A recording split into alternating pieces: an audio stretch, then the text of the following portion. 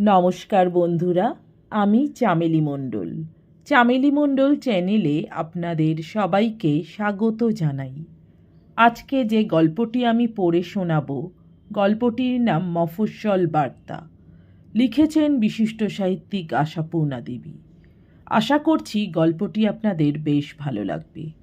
শুরু করছি আজকের গল্প মফস্বল বার্তা। রাত্রিরে শুতে এসে ঘরের ভেজানো দরজাটায় হাত দিয়েই চমকে উঠল নীলা। দরজাটা এখন আর শুধু ভেজানো নেই, ভিতর থেকে ছিটকিনি বন্ধ।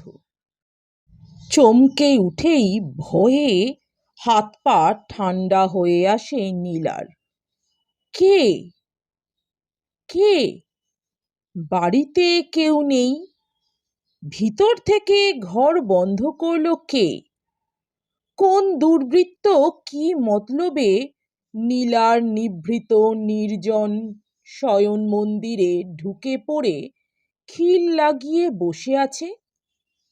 চিন্তা বাতাসের চেয়ে দ্রুতগামী, সন্দেহ নেই তাতে। নিমেষে মনের মধ্যে সহস্র চিন্তার ঝড় বয়। সন্ধানী চোর, নিশ্চয় সন্ধানী চোর। জানে আজ রাত্রে নীলা বাড়িতে একা, তাই নীলার কোনো অসতর্ক মুহূর্তে টুক করে বাড়ির মধ্যে ঢুকে পড়েছে এবং একেবারে আশ্রয় নিয়েছে শোবার ঘরে। অবশ্যই শোবার ঘর ছাড়া ঘর আর কই?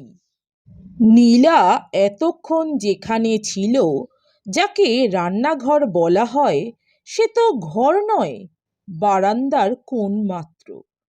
কিন্তু এখন নীলা কি করবে? এত কথা অবশ্যই এক লহমাতেই ভাবা হয়ে গেল। ভাবল, চেঁচামেচি করা ঠিক নয়, তার চাইতে বাড়ি থেকে বেরিয়ে পড়ে। ভাবলে কি হবে? ততক্ষণে অভ্যাসগত প্রেরণা কণ্ঠের পথ ঠেলে পাঠিয়ে দিয়েছে একটা আর্ত প্রশ্ন। কে? কে ঘরের মধ্যে? স্বর আর্ত, কিন্তু অস্ফুট। ঘরের মধ্যে অবস্থিত লোকটা কি দরজায় কান পেতে দাঁড়িয়েছিল? তাই অমন অস্ফুট প্রশ্নটাও কানে পৌঁছল তার। সঙ্গে সঙ্গে ভিতর থেকে ততোধিক মৃদু কণ্ঠে উচ্চারিত হয়, আমি আমি নীলা, আমি। আমি? আমি কে? কার কণ্ঠ হতে ধ্বনিত হলো এই আমি? নীলা কি জেগে আছে? না শয়তান লোকটা নীলার বিভ্রান্তি ঘটাতে এই এক সর্বনেশে ফাঁদ পেতেছে? হ্যাঁ, নিশ্চয়ই তাই। কিন্তু তবু নীলা ছুটে চলে যেতে পারল না কেন? ওর পা দুটো কি কেউ পেরেক দিয়ে পুঁতে রেখেছে ওই বন্ধ দরজার সামনে? দরজাটা খুলে গেল নিঃশব্দে, হাওয়ার সনসনানির মতো শব্দ। দোহাই নীলা, চেঁচিয়ে উঠো না, ভেঙে দিও না আমার জীবনের স্বপ্ন। বোধ করি নিজের অজ্ঞাতসারেই ঘরের মধ্যে পা ফেলল নীলা। নিজের অজ্ঞাতসারেই দরজাটা ফের ভেজিয়ে দিল। বাড়িতে কেউ নেই, বাইরের দরজা বন্ধ। তবু এই সাবধানতা কেন কে জানে? তা সাবধানতা মানুষ সহজে ছাড়ে না। নইলে দরজাটা ভেজিয়ে দিয়েও দুটো পাল্লার মাঝখানে 4টে আঙুল আটকানো থাকলো কেন নীলার? এ ভঙ্গি দরকার হলে চট করে খুলে বেরিয়ে পড়বার।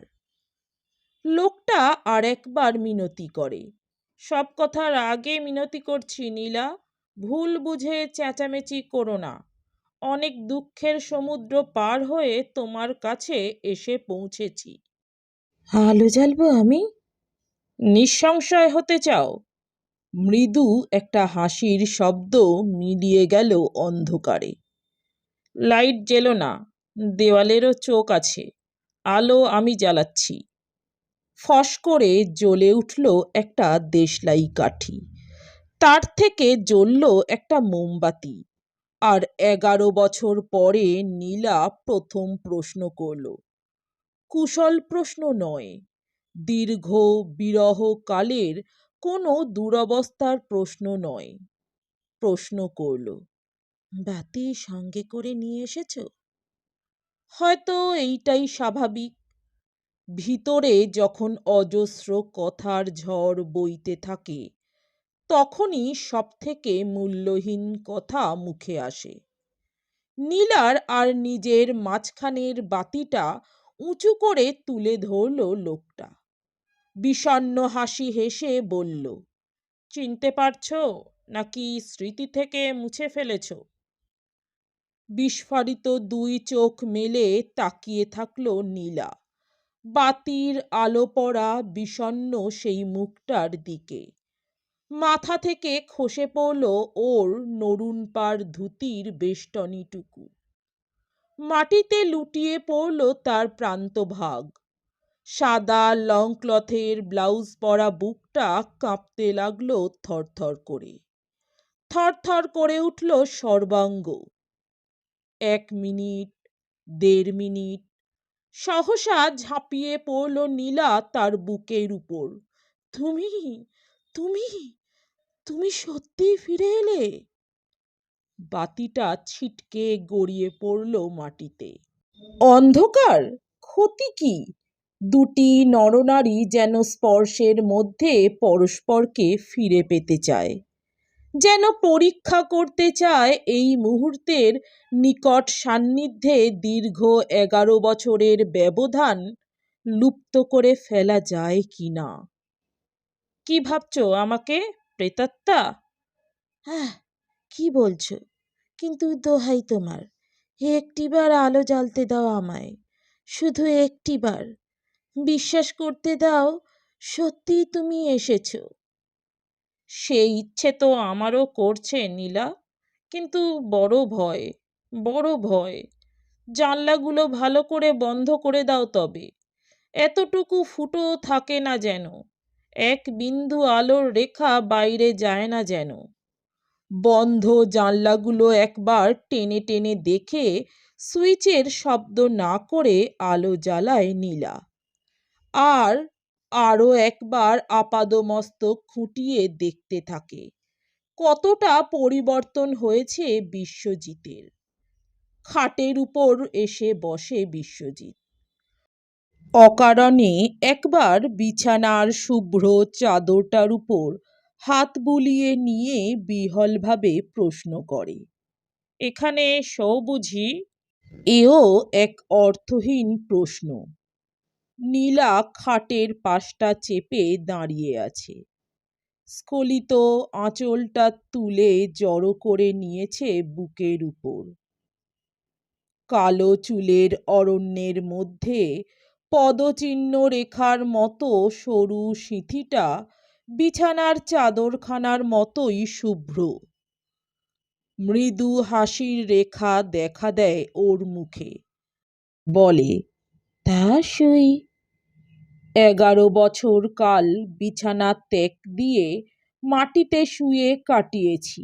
এ কথা বললে হয়তো ভালো শোনাতো, কিন্তু সত্যি কথা হতো না।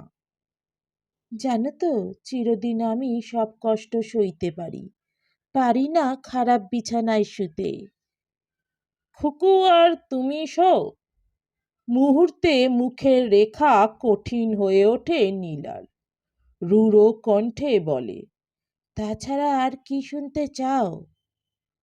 থতমত খেয়ে যায় বিশ্বজিৎ। তাড়াতাড়ি বলে, আমি কিছু ভেবে বলিনি নীলা, কিছু ভেবে বলিনি। শুধু কথা খুঁজে পাচ্ছি না বলেই যা হোক কিছু বলে ফেলেছি। কঠিন রেখা কোমল হয়ে আসে। কাছে বসে পড়ে নীলা রুদ্ধ কণ্ঠে বলে, কথার সমুদ্র ভেতরে নিয়ে কথা খুঁজে পাচ্ছ না? তাই বটে। আমিও তো এখনো জিজ্ঞেস করিনি এতদিন কোথায় ছিলে, কেমন ছিলে, আর এমন করে এলে কি করে? তারপর উথলে ওঠে পূর্ণিমার জোয়ার। কথা আর কথা, অর্থহীন, অন্তহীন, খেইহীন কথা। খুকু তোমার ছবিতে রোজ নমস্কার করে জানো, স্কুলে যাবার সময় আর ঘুম থেকে উঠে। ছবিতে মালা পরায় তোমার জন্মদিনে। আর আর কি কি বলতে গিয়ে থামলে নীলা? জন্মদিনে আর মৃত্যুদিনে বুঝি? বুঝতে পেরেছি, তোমার সাজ দেখেই বুঝতে পেরেছি। বেচারা খুকুকে পিতৃহীন করে রেখে দিয়েছ। বালিশের উপর লুটিয়ে পড়ে নীলা কম্পিত স্বরে বলে, তাছাড়া আর কি উপায় ছিল বলো? আর কি উপায় ছিল তোমাকে তার কাছে বাঁচিয়ে রাখবার? কি জবাব দিতাম আমি তার কাছে যদি শাড়ি চুড়ি পরে ঘুরে ঘুরে বেড়াতাম? আর ঠিকই করেছ নীলা। বিশ্বজিৎ সস্নেহে ওর মাথায় একটা হাত রেখে বলে, ঠিকই করেছ। আমার মৃত্যু দিয়ে তুমি ওর কাছে আমাকে বাঁচিয়ে রেখেছ। প্রকৃত ঘটনা জানলে আর যাই হোক, বাপের ছবিতে ফুলের মালা পরাবার বাসনা খুকুর জাগত না। কিন্তু এখন কি করবে? এখন নীলা বিহ্বলভাবে বলে, তুমি কি ওকে দেখা দেবে? দেখা দেব? দেখা দেব কিনা জিজ্ঞেস করছো? অনুচ্চ একটু হেসে উঠে বিশ্বজিৎ বলে, ঠিক করেছি, এবার তোমাদের কাছেই থেকে যাব। আর এমন করে পালিয়ে বেড়াতে পারছি না। তোমাদের কাছে তাই এসে পড়লাম। স্বাস্থ্যটাও একেবারে ভেঙে গেছে।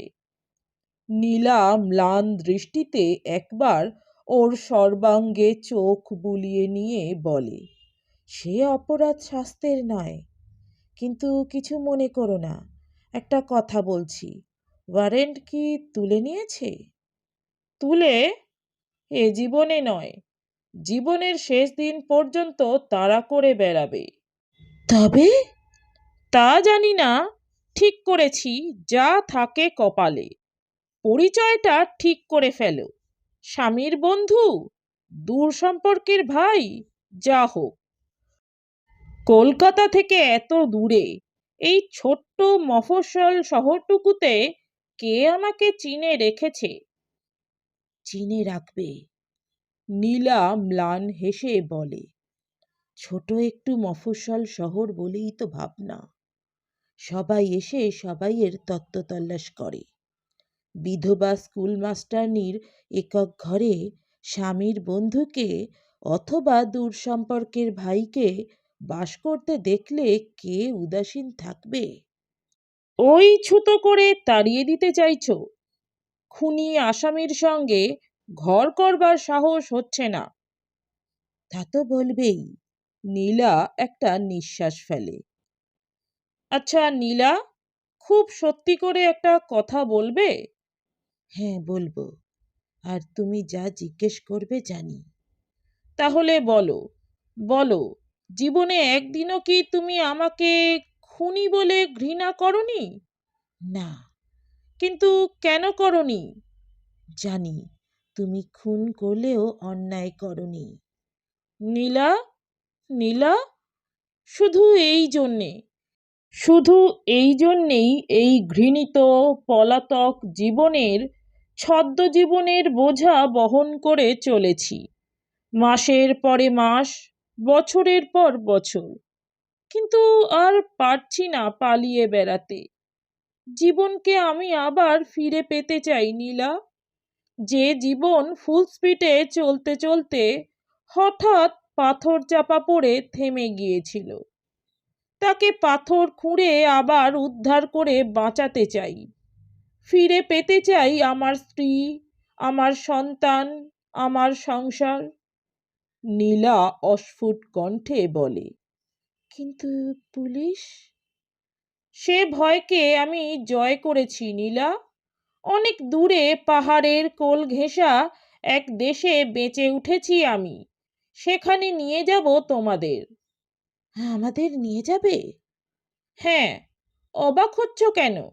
এখানে থাকলে তো ভয় নিয়ে বাস, পুলিশের ভয়, লোকনিন্দার ভয়, অনাহারের ভয়। সেখানে নির্ভয়ে তুমি, আমি আর খুকু নতুন করে জন্মাবো। কিন্তু খুকু আমায় চিনতে পারবে তো?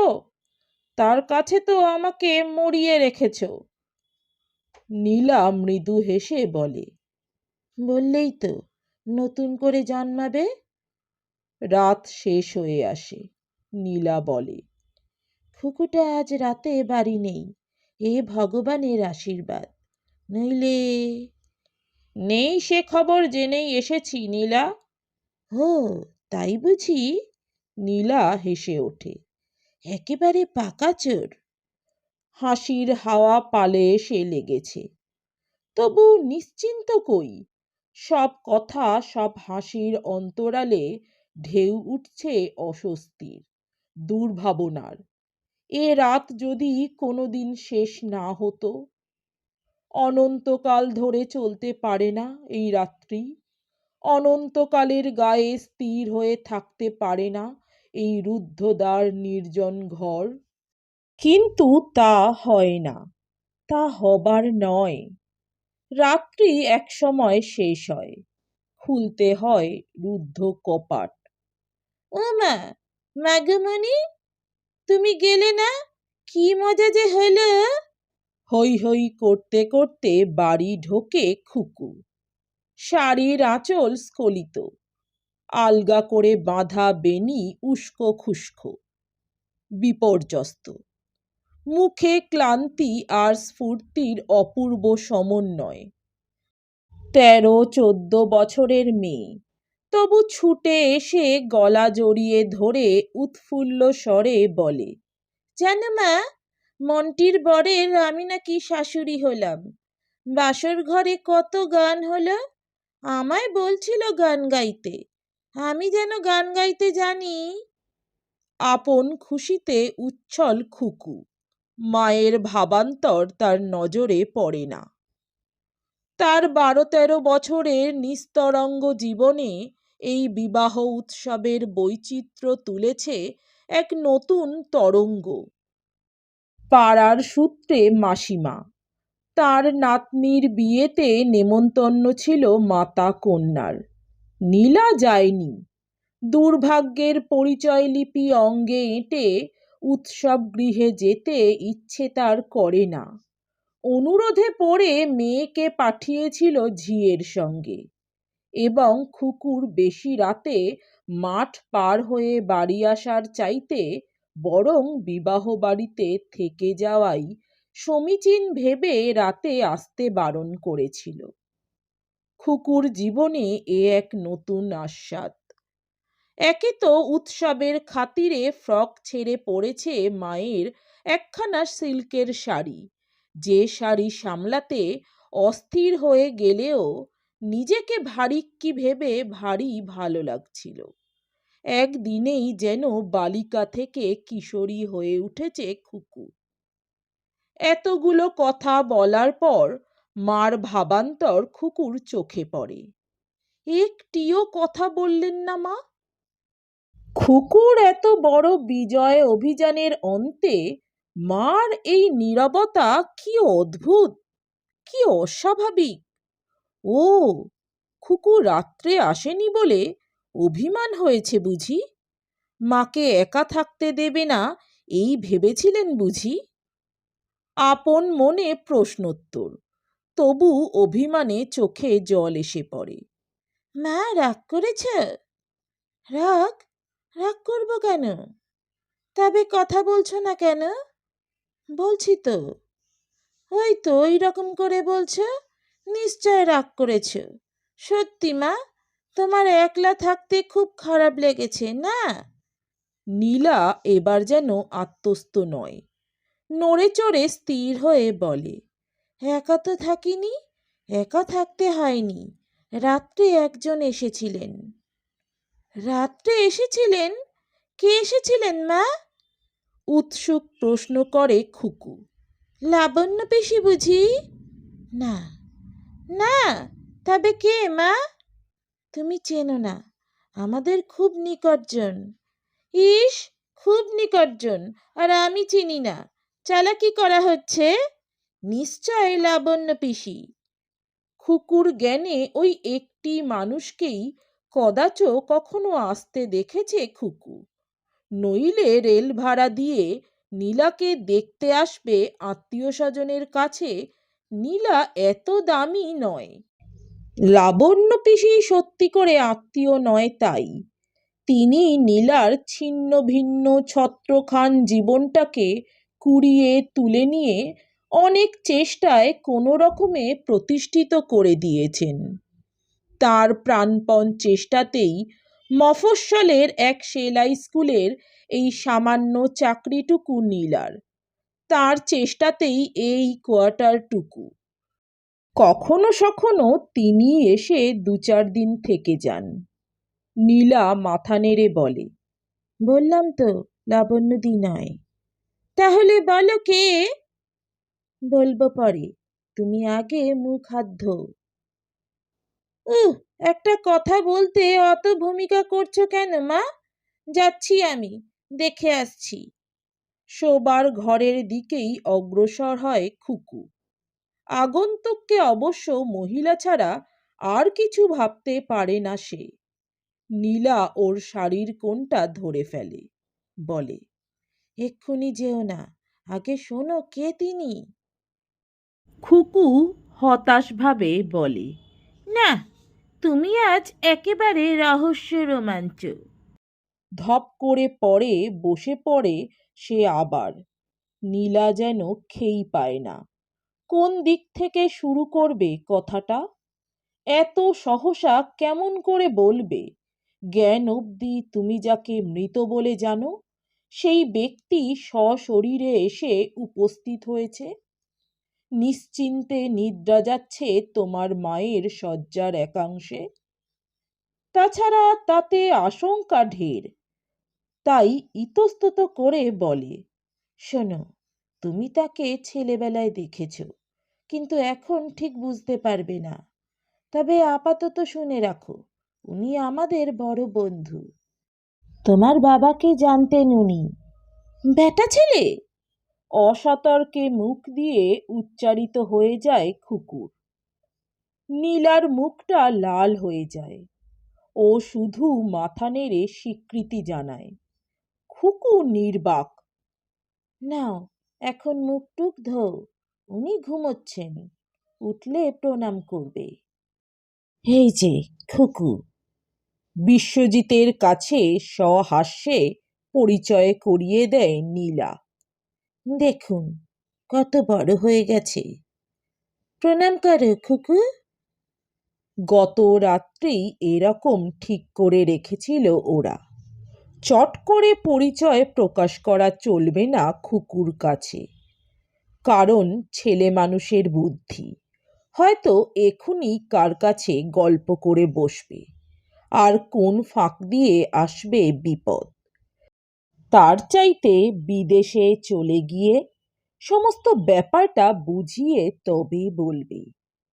তাই এই আপনি সম্বোধনের ছল। বিশ্বজিৎ সস্নেহ গভীর কণ্ঠে বলে, এখনো ওর নাম শুধু খুকু? না, তা কেন? পোশাকি নাম তো একটা আছে, মধুমিতা। ভাতের সময় যে নাম হয়েছিল। বলেই থেমে যায় নীলা। খুকু কিন্তু মায়ের নির্দেশে প্রণাম করে না, কেমন এক অনমনীয়ভাবে দাঁড়িয়ে থাকে। একান্তই তাদের মায়ে ঝিয়ের ঘরের মধ্যে নিতান্ত শুচি স্নিগ্ধ বিছানায় এই লোকটাকে বসে থাকতে দেখে তার মনটা অপ্রসন্ন হয়ে ওঠে। কই রে খুকু, প্রণাম কর। কি বোকা মেয়ে রে তুই। মেয়ের অভদ্রতার ত্রুটিটুকু সামলে নিতে চেষ্টা করে নীলা। গজখানেক দূর থেকে প্রণামের মতো একটা ভঙ্গি করে খুকু। মেয়ে দেখে বিশ্বজিৎ যেন হতাশ হয়ে যায়। কিন্তু কেন? ওর কি বাস্তব বুদ্ধি ছিল না? 2 বছরের মেয়েকে রেখে 11 বছর পরে ঘুরে এলে সে কি সেই মূর্তিতেই ছুটে এসে কোলে ঝাঁপিয়ে পড়বে? সে কি জানবে তোমার চিত্ত কত তৃষিত হয়ে আছে সেই কচি কোমল স্পর্শটির আশায়? নাকখেদা ভুরুবিহীন তুলোর পুতুলের মতো সেই অদ্ভুত সুন্দর মেয়েটা পৃথিবী থেকে চির বিদায় নিয়েছে বুঝে ফেলে যেন শোকাহত হয়ে গেছে বিশ্বজিৎ। কোন ক্লাসে পড়ো? খুকু নীরব। নীলা তাড়াতাড়ি বলে, কই বল, বল কোন ক্লাসে পড়িস? তথাপি নীরবতা অব্যাহত থাকে। লজ্জায় পড়ে গেছে। খুকুর মাথা ডিঙিয়ে বিশ্বজিতের চোখে চোখে একটা ইশারা করে বলে নীলা, কোন ছেলেবেলায় দেখেছে আপনাকে, মনে তো নেই? কিন্তু মাথা ডিঙোতে পারলেই কি বিপদ ডিঙোনো যায়? সামনের আরশিটার দিকেই যে স্থির দৃষ্টিতে তাকিয়েছিল খুকু। পিছন থেকে এ কথা কেমন করে জানবে নীলা? আরশিতে দেখা মায়ের হাস্যোৎফুল্ল মুখখানা যে তাকে ক্রমশই কঠিন করে তুলছিল, তাই বা বুঝবে কেমন করে? মায়ের এমন মুখ কবে দেখেছে খুকু? তার বিষণ্ণ মূর্তিটাই প্রধান। অবিশ্যি কারণে অকারণে হাসে না কি আর? উচ্ছ্বসিত হাসিও হাসতে দেখেছে বই কি, কত সময় দেখেছে। কিন্তু না হেসেও এমন আলো ঠিকরে পড়া মুখে তাকাতে দেখেছে কবে? নীরবতাটা অস্বস্তিকর। বিশ্বজিৎ আবার বলে, কই বললে না তো কোন ক্লাসে পড়ো? ক্লাস 9-এ। ক্লাস 9? রীতিমতো বড় মেয়ে। আর একবার আহত হয় বিশ্বজিৎ। ওর মনে হয় কোথায় যেন একটা বিরাট ক্ষতি হয়ে গেছে ওর। যেন যে ব্যাংকে ওর আজীবনের সঞ্চয় গচ্ছিত ছিল, হঠাৎ সেই ব্যাংকটা ফেল হওয়ার খবর পেয়েছে সে। কথা এগোয় না। আমি যাই বলে একসময় চলে যায় খুকু। সঙ্গে সঙ্গে বেরিয়ে আসতে হয় নীলাকে। বিলাসী বলে, যা হোক তবু নিরুদ্দেশ রাজার স্মরণ হয়েছে, ভেরা মাকে নিতে পাঠিয়েছে। ইনিও কি তোমার আপন ভাই মা? নীলা গম্ভীরভাবে বলে, আপন ভাই আমি কোথায় পাবো বিলাসী? আপন ভাই কি আমার আছে? তাকে তো ভগবান অনেক দিনই নিয়েছেন। কিছু মনে করনি মা, এমনি শুধাচ্ছিলাম। বিলাসী অপ্রস্তুত হয়ে বলে, কদিনের জন্যে যাচ্ছ? দেখি 2-10 দিন হবে হয়তো। দেরি করনি মা বলে বিলাসী স্কুলের কাজে চলে যায়। বাড়ি বাড়ি ঘুরে মেয়ে নিয়ে আসা তার আসল কাজ। সকাল সন্ধ্যা নীলার কাজ করে। নীলা রান্না করে পরিপাটি করে, তবু হাতে পায়ে মনে যেন অভিসারিকার চাঞ্চল্য। প্রতীক্ষা করে খুকু কতক্ষণে স্কুলে যাবে। নিজে আজ আর যাবে না সে। চলে যেতে হবে এখান থেকে। কতদিনের বিরহ নিঃশ্বাস ক্ষুব্ধ ঘরখানা একদিনের জন্য মিলনের সৌরভে প্রাণ পাক। রাত্রে তো খুকু আছে, আছে অনেক সমস্যা। নিঃশব্দে ভাত খেয়ে নিঃশব্দেই বই খাতা গুছিয়ে বেরিয়ে গেল খুকু। নীলা আড়ে আড়ে ওর জলদ গম্ভীর মুখখানা দেখছিল। বুঝছে ব্যাপারটা খুকুর বিশেষ পছন্দ হয়নি। না হবারই কথা। আহা, এই দণ্ডে যদি সত্যি কথাটা বলা যেত, কি ভয়ানক খুশি হতো খুকু, কি ভয়ানকভাবে চমকে যেত, চমকে গিয়ে কিরকম উচ্ছ্বসিত হয়ে উঠত। নাকি সহজে বহন করতে পারত না সেই প্রচণ্ড আনন্দের ভার? তাহলে হয়তো এই ভালো, মেয়ে চলে গেলে পরিপাটি করে স্বামীকে খাওয়ালো নীলা। বিশ্বজিতের অনেক অনুরোধেও একত্র খেতে বসল না, বসল পরে। অনুরোধ রাখল, অসনে নয়, বসনে। নরুন পার ধুতিখানা ছেড়ে পরল পুরনো দিনের একখানা ঢাকাই শাড়ি, চিকনের কাজ করা ব্লাউজ।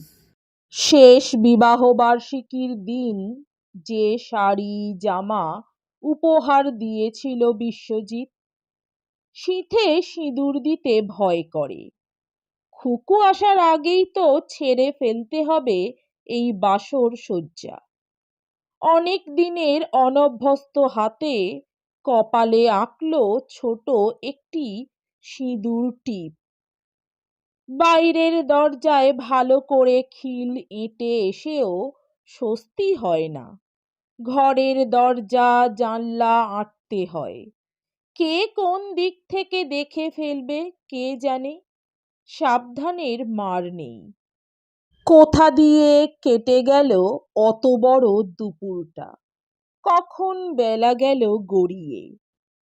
গতকালকের সারা রাত্রি ব্যাপী অনিদ্রার শোধ নিতে বেলা ৩টের সময় যে নিদ্রা এসে মায়া কাজল বুলিয়ে দেবে চোখে, তাই বা কে ভেবেছিল।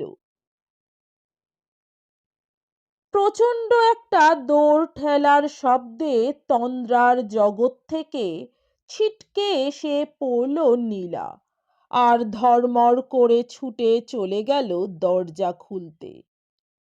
কপালের সিঁদুর টিপটা যে লেপে গেছে সারা কপালে, আর পরনে আছে ঢাকাই শাড়ি আর চিকন করা ব্লাউজ, এ কথা ভুলেই ছুটল।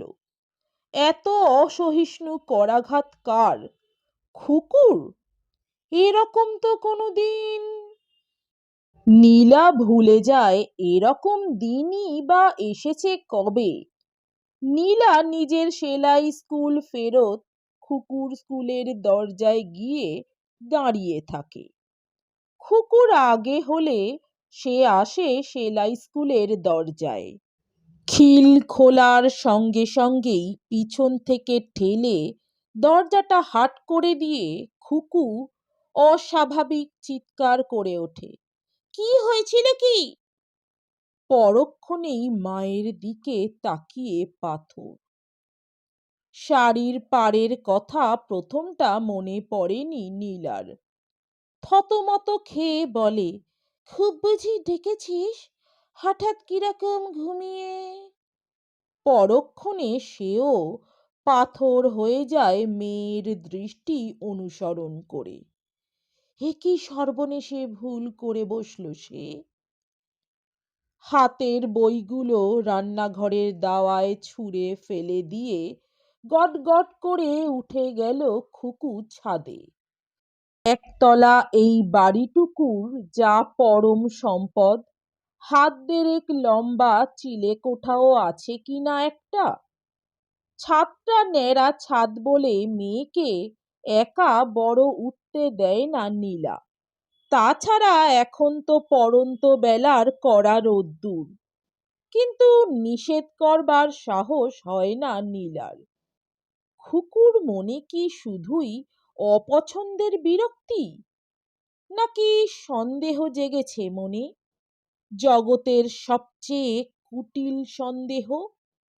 না, দেরি করে দরকার নেই, আজ রাত্রেই সত্যি কথাটা ওকে বলে দিতে হবে। চিলেকোঠা থেকে নামানো গেল না খুকুকে, ওর নাকি ভীষণ মাথা ধরেছে। নিচে এসে বিপন্ন মুখে বলে নীলা, খুকুটা তো মুশকিল বাঁধালো। বিশ্বজিৎ ক্ষুব্ধ হাস্যে বলে, তাই দেখছি, বেশ ছিলে তোমরা, আমি এসে মুশকিল বাধালাম। আহ, কি যে বলো! শোনো, আমি ভাবছি ওকে জানিয়ে দেওয়াই হোক, নইলে যাবার সময় গোলমাল বাধাতে পারে। বেশ, শুধু কি শুধু? না, হঠাৎ মনে হলো আকাশের স্বপ্ন মাটিতে আছড়ে ভেঙে পড়বে না তো? কেমন যেন আতঙ্ক হচ্ছে। ও কথা কেন? এখনো তুমি তেমনই কবি কবি আছো। উহ, কিন্তু সত্যি কথাটা কিভাবে জানিয়ে দেওয়া যাবে?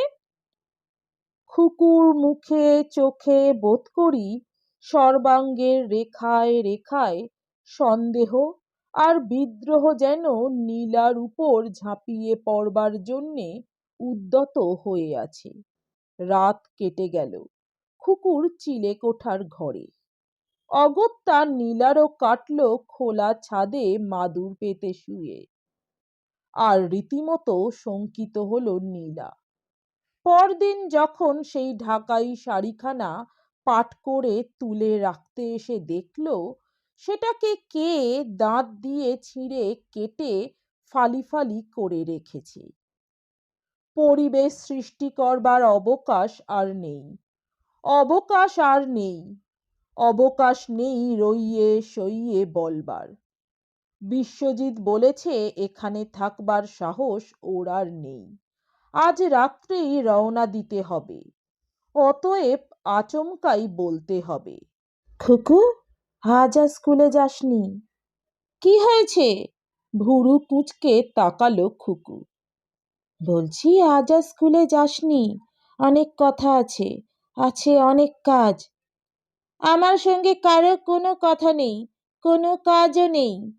কৈশোর ছাড়িয়ে খুকু কি যৌবনে পৌঁছলো সহসা? আছে কথা, আছে কাজ। নীলা ধমকের ভান করে, আজ রাত্রের গাড়িতে আমাদের এখান থেকে চলে যেতে হবে। খুকু সহসা মুখ ফিরিয়ে ঠিকরে ওঠে। দুই চোখে জ্বলে ওঠে সন্দেহ, ব্যঙ্গ আর ঘৃণার আগুন। তোমার যেতে ইচ্ছে হয় তুমি যাও গে, আমি কি করতে যাব? কি? কি বললি? বল কি বললি? উদ্ধত স্বরে খুকু বলে, আমি যাব না। রাগ করছিস কেন খুকু? কান পেতে শোন না আমার কথাটা, কাছে আয়, এখান থেকেই বেশ শুনতে পাচ্ছি, বলে না কি বলবে? যাকে দেখে অত রাগ করছিস, যার সঙ্গে যেতে চাইছিস না, সে কে জানিস? জানি না, জানতে চাই না, বলে খুকু জুতোয় পা গলায়। শোন খুকু, চলে যাসনি, ও আমাদের সবচেয়ে আপনার লোক, ও তোর কক্ষনো না। ক্রুদ্ধ সর্পিনীর মতো ফুঁসে ওঠে 13 বছরের খুকু। কক্ষনো না, ও আমাদের কেউ না। তোমার কথা আমি বিশ্বাস করি না। তুমি মিথ্যে কথা বলবে, বানিয়ে বানিয়ে কথা বলবে। বিলাসীর মতো বোকা নই আমি। বই খাতাগুলো উঠোনে ছুঁড়ে ফেলে দিয়ে বেরিয়ে যায় খুকু। আর স্তম্ভিত হয়ে চেয়ে থাকে নীলা খোলা দরজার দিকে। উত্তপ্ত নিঃশ্বাসে কান মাথা আগুন হয়ে আসে। সমস্ত শরীর থরথর করতে থাকে। বিশ্বজিৎ এত কথার কিছুই জানে না। গা ঢাকা দেবার পক্ষে সুবিধাজনক ভেবে চিলেকোঠায় আশ্রয় নিয়েছে সে সকালবেলাটা। শহরের পুলিশের নিষ্ক্রিয়তার অপবাদ সর্বজন বিদিত। মফস্বলের পুলিশ চৌকিদাররা তো দারু ব্রহ্ম। তবু দারু ব্রহ্মেরও টনক নড়ে। বালিকা একটা মেয়ে যদি দিক বিদিক জ্ঞান শূন্য হয়ে ছুটে আসে, আর সে মেয়েটা যদি ওদের চেনা জানা হয়। স্কুলে যাবার পথে থানা, যেতে আসতে দুবেলা ওর কোল মারিয়ে হাঁটতে হয় খুকুকে। ছেলেবেলায় কত আদর করেছে ওই বুড়ো চৌকিদারটা। হ্যাঁ, সেই মেয়ে যদি উদ্ভ্রান্তের মতো ছুটে এসে বলে, আমাদের বাড়িতে একটা বদমাশ লোক ঢুকে পড়েছে। আমার মা একা আছেন, শিগগির চলো তোমরা। তখন একটু নড়াচড়া করতে হয় বই কি। আর সত্যি, যুদ্ধ দাঙ্গা সবকিছু মিটে যাবার পর বড় বেশি মিয়ে গেছে তাদের কাজকর্ম। তবু একটা খোরাক জুটল। একা একজন মহিলার বাড়িতে বদমাশ লোক ঢুকে পড়ার ফয়সলা করার মতো পছন্দসই খোরাক। খুকু আর উদ্ভ্রান্ত নেই। আত্মস্থ হয়ে দৃঢ় পদক্ষেপে ওদের সঙ্গে সঙ্গে চলে। হ্যাঁ, মাকে রক্ষা করতে হবে তাকে। এ দায়িত্ব খুকুরই। কিছুতেই মাকে উচ্ছন্নে যেতে দেবে না সে। কে কে চমকে রান্নাঘর থেকে বেরিয়ে এলো নীলা। উঠোনে গোটা ৩-৪ লাঠিধারী পাহারাওয়ালা আর রক্তমুখী খুকু। কোথায়? ডাকু বদমাস কোথায়? খুকু নিঃশব্দে চিলে কোঠার দিকে আঙুল বাড়িয়ে দেখায় শানিত ছুরির নির্মম দৃষ্টি নিয়ে।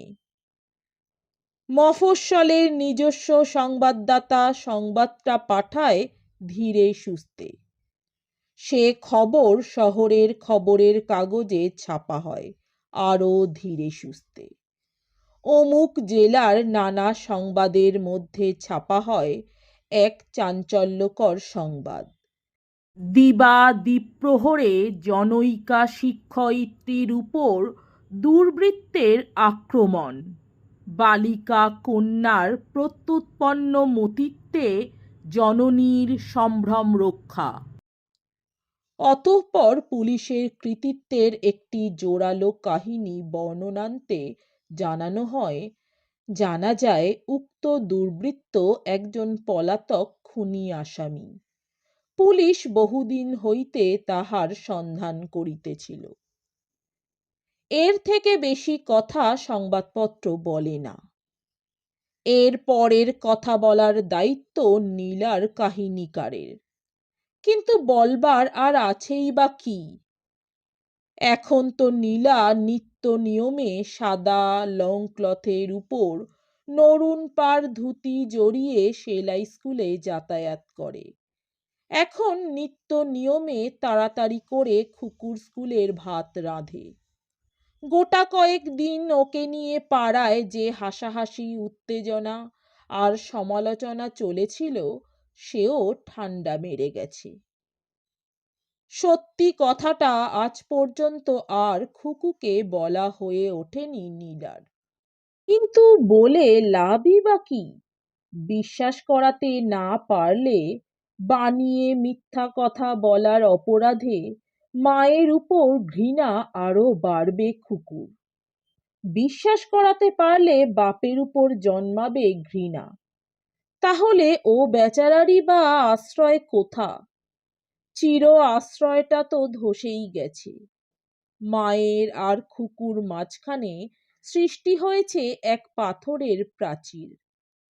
হয়তো এমনি করেই জগতের অনেক সত্য কথা মিথ্যার জগদ্দল পাথরের নিচে চাপা পড়ে থাকে। এমনই দ্বিধার জন্যই অনেক সত্য কথা অনুক্ত থেকে যায়। মানুষের হাতে প্রতিকার নেই, তাই তারা শুধু আরেকটু রোগা হয়ে যায়, আরেকটু কোলকুঁজো হয়ে পড়ে। নমস্কার, আমার গল্প পাঠ ভালো লাগলে দয়া করে আমার চ্যানেলটি সাবস্ক্রাইব করে দেবেন। লাইক, কমেন্ট, শেয়ার করতে ভুলবেন না। অনেক ধন্যবাদ।